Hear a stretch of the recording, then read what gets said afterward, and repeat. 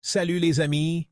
Aujourd'hui, on va explorer ensemble les noms d'agents en anglais. Vous savez, ces noms particuliers qui désignent la personne qui fait une action. Et pour rendre les choses amusantes, on va utiliser plein d'exemples.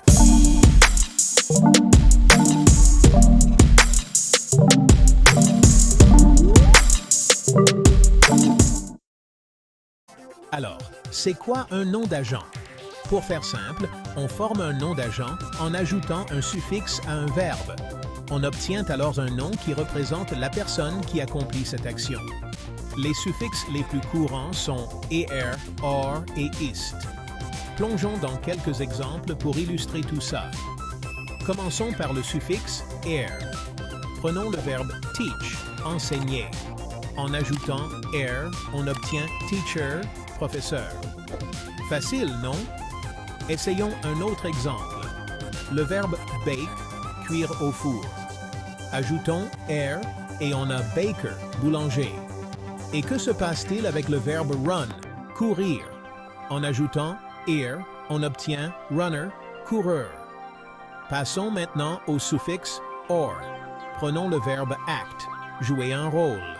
En ajoutant or, on a actor, acteur. Un autre exemple, direct, diriger. Ajoutons or et on obtient director, directeur. Enfin, parlons du suffixe ist. Prenons le verbe are, faire de l'art. En ajoutant ist, on obtient artiste, artiste. Pensons au verbe piano, jouer du piano. En ajoutant ist, on a pianiste, pianiste. Récapitulons. Les noms d'agents se forment en ajoutant des suffixes comme er, or et ist au verbe. Ils nous aident à nommer la personne qui effectue une action. N'oubliez pas, teach devient teacher, bake devient baker, run devient runner, act devient actor, direct devient director, art devient artist, piano devient pianiste.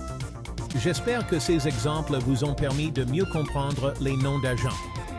Entraînez-vous régulièrement et vous deviendrez des experts pour les repérer et les utiliser. Merci d'avoir regardé. N'oubliez pas d'aimer, de vous abonner et d'activer la cloche pour ne manquer aucune leçon d'anglais. À la prochaine!